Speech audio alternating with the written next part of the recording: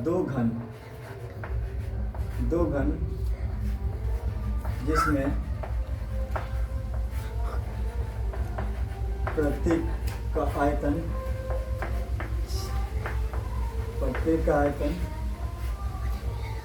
64 centimetre cube है। 64 centimetre cube है। को सिरा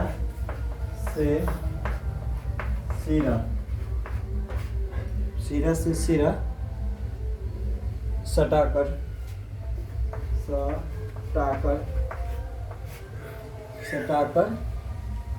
रखने से बने घनाभ का पृष्ठीय क्षेत्रफल निकालना है।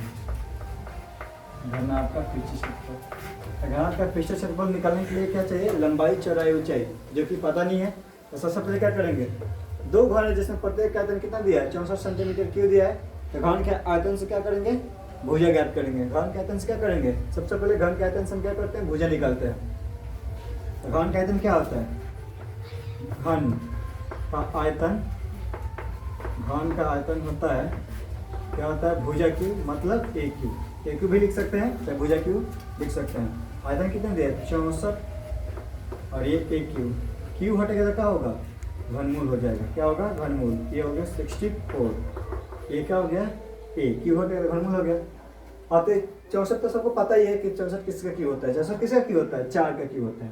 4 का क्यूब होता है। तो लिखेंगे 4 गुने 4 गुने 4। घनमूल में क्या होता है? घनमूल में 3 ही में एक बाहर आता है। जैसे 3 को 4 है, इसमें से एक 4 बाहर आएगा। तो भुजा कितना आ गया? 4 सेंटीमीटर आ गया। अब क्या बोला है कि सिरा से सिरा सटाकर रखने से बने घनाभ का पृष्ठीय क्षेत्रफल ज्ञात करें। तो सबसे पहले क्या करेंगे? सिरा से सिरा ना सटाकर बनाना है। ये हो गया। इसके बाद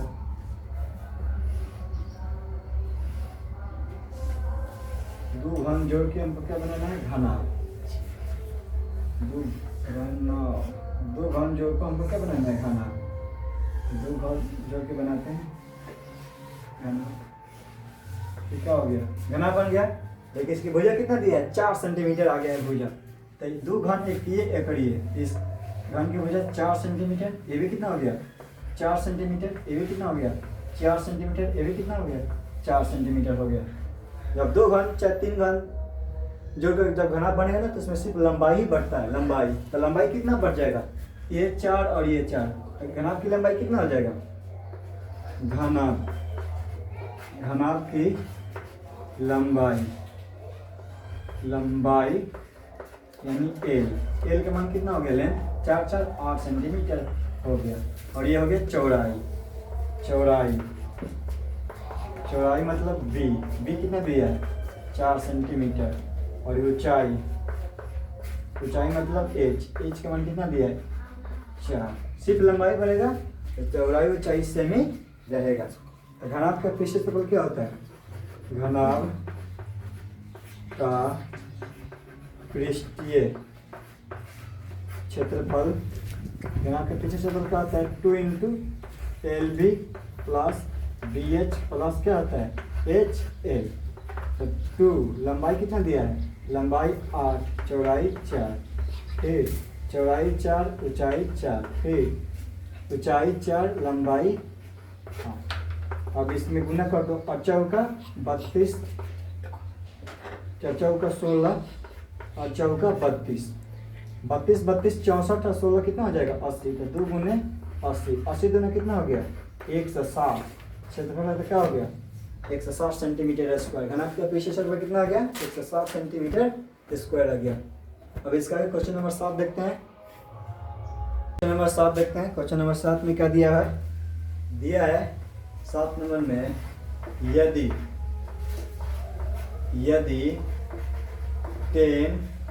10a - b बराबर 1/√3 कोमा 10 ए प्लस बी बराबर √3 दिया है, √3 दिया है।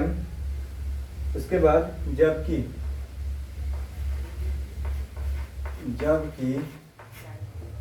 0 डिग्री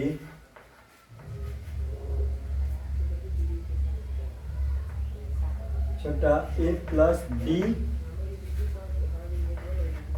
छोटा या बराबर कितना 90 डिग्री एवं ए बड़ा है बी से, ए बड़ा है बी से तो कोण ए और बी ज्ञात करें।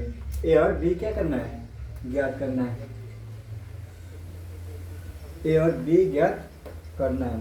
ठीक है, ठीक है, बनाते हैं इसको।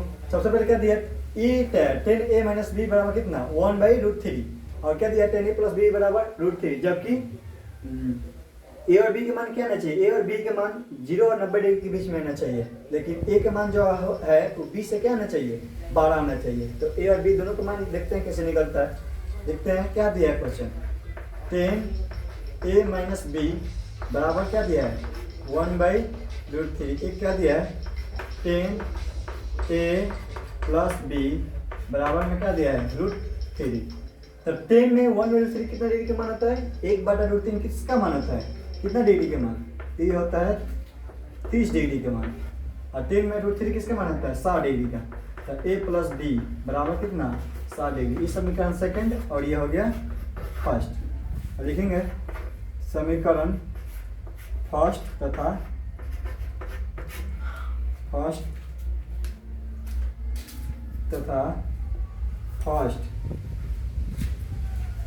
तथा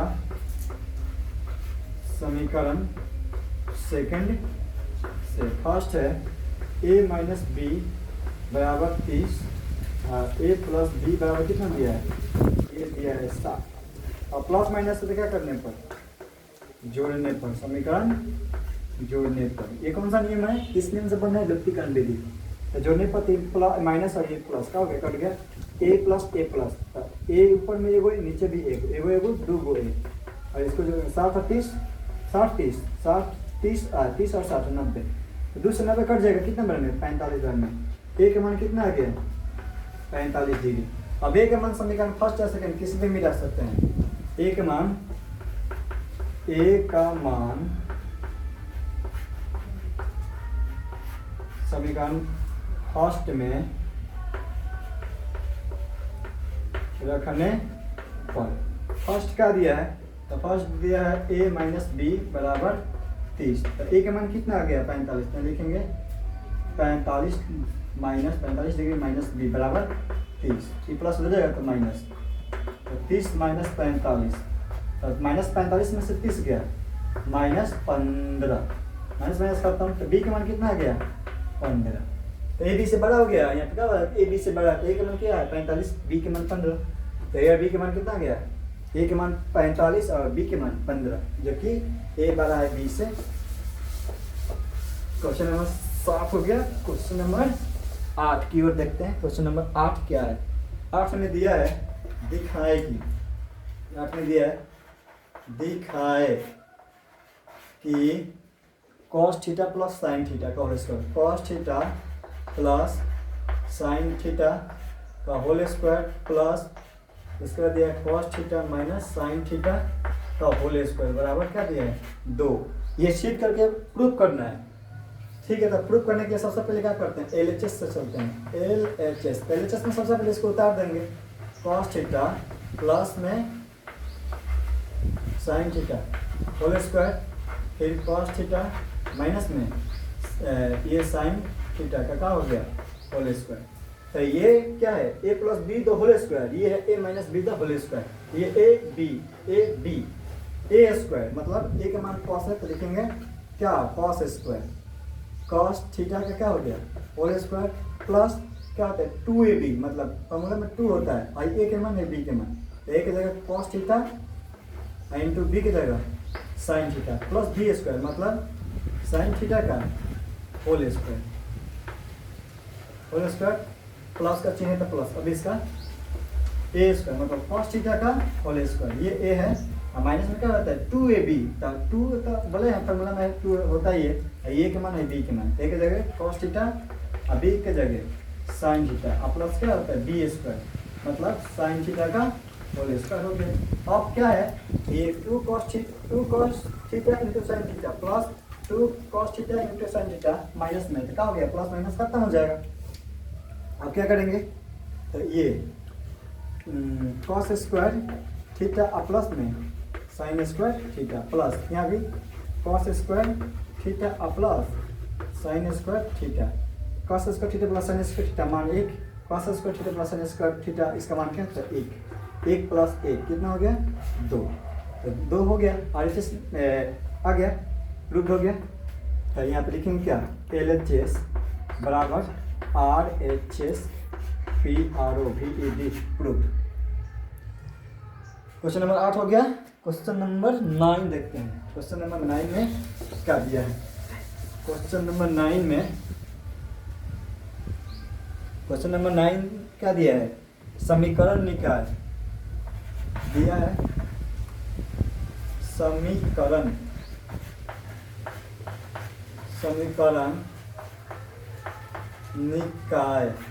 समीकरण निकाय दिया है 2x plus 8 2x plus 3y बराबर में 7, 6x प्लस 5y बराबर में 11 के कितने हल है, के कितने हल है ये बताना है कितने हल है।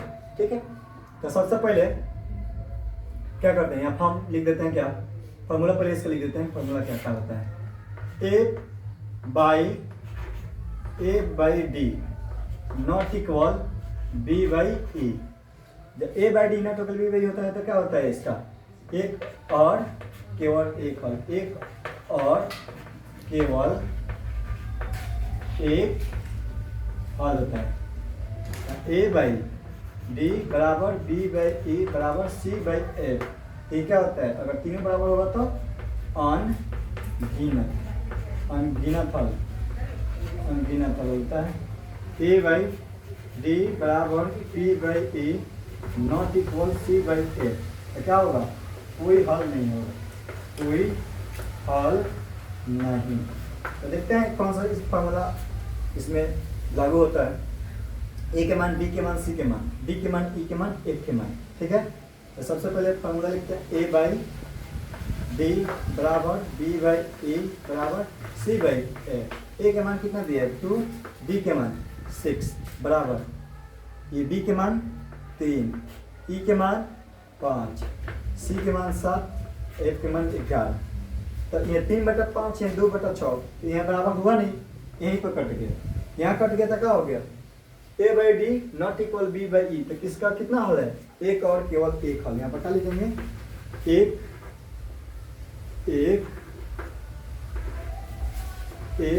और केवल एक हल, इसका आंसर होगा एक और केवल एक हल। 9 नंबर क्वेश्चन हो गया। इसके बाद 10 नंबर क्वेश्चन देखते हैं।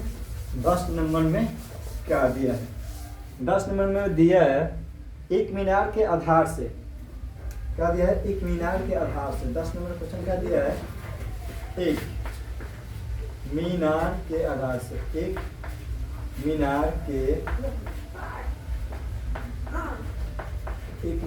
के आधार से 30 मीटर दूरी पर स्थित 30 मीटर दूरी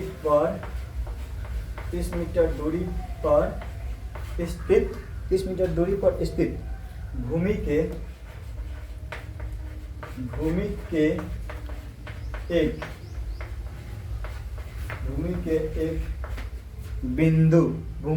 एक बिंदु से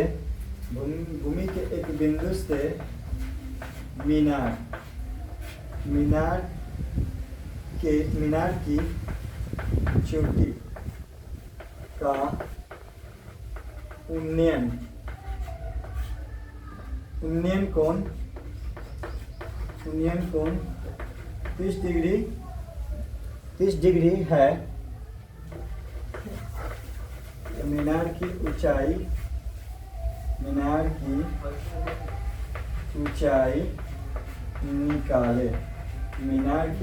ऊंचाई निकाले। ठीक है। तो क्या बोला कि मीनार के आधार से एक सबसे पहले मीनार बनाते हैं। मीनार हो गया। अब बोला है मीनार के आधार से 30 मीटर की दूरी पर स्थित मीनार हो गया। मीनार के आधार से कितना मीटर? ये आधार हो गया। ये आधार मीनार के आधार से कितना मीटर की दूरी पर? 30 मीटर। ये मीनार आधार से कितना मीटर की दूरी पर स्थित है? 30 मीटर की दूरी पर स्थित भूमि के एक बिंदु से मीनार की चोटी का उन्नयन कोण हो गया। चोटी का उन्नयन कोण कितना डिग्री? 30 डिग्री है। 30 डिग्री है।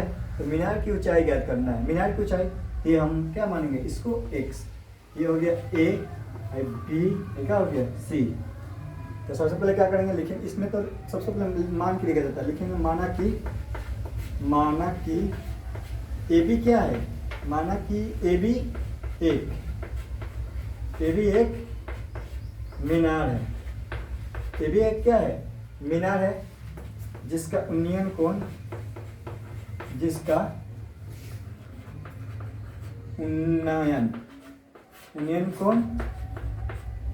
30 डिग्री है। 30 डिग्री है। मीनार की हमको ऊंचाई ज्ञात करना है। ठीक है। तो सबसे पहले क्या लिखेंगे? समकोण त्रिभुज ABC में, समकोण त्रिभुज ABC में ये क्या है? लंब। ये क्या है? आधार। तो लंब बटा आधार किसका फॉर्मूला होता है? tan थीटा का होता है। तो tan थीटा बराबर क्या होता है? लंब बटा में क्या होता है? आधार। लंब बटा आधार। ये लंब बटा आधार। तो tan थीटा का मान कितना दिया है? 30। लंब के मान x, आधार के मान 30। तो tan 30 के मान क्या होता है? 1/√3 होता है बराबर x बटा 30। अब क्या करेंगे? 30 गुना ये 30 है। √3 में x है तो क्या आएगा? √3x और 30 में x से गुना होगा तो क्या आएगा? 30। अब ये हो गया। ये गुना √3 में देखा कर डिवाइड। तो 30 और बटा में √3। अब क्या हॉर का परिमाण करेंगे? हॉर में क्या दिया है? √3 और बटा √3 तो x। तो ये हो गया 30 √3। ये क्या हो गया? कितनी के 9 √9। तो 9 किसका स्क्वायर होता है? 9 होता है 3 का। किसका होता है? 3 का। 10 है 30। x का मान कितना आ गया? 10√3। मीनार की ऊंचाई कितना आ गया? मीनार की ऊंचाई हो गया 10√3।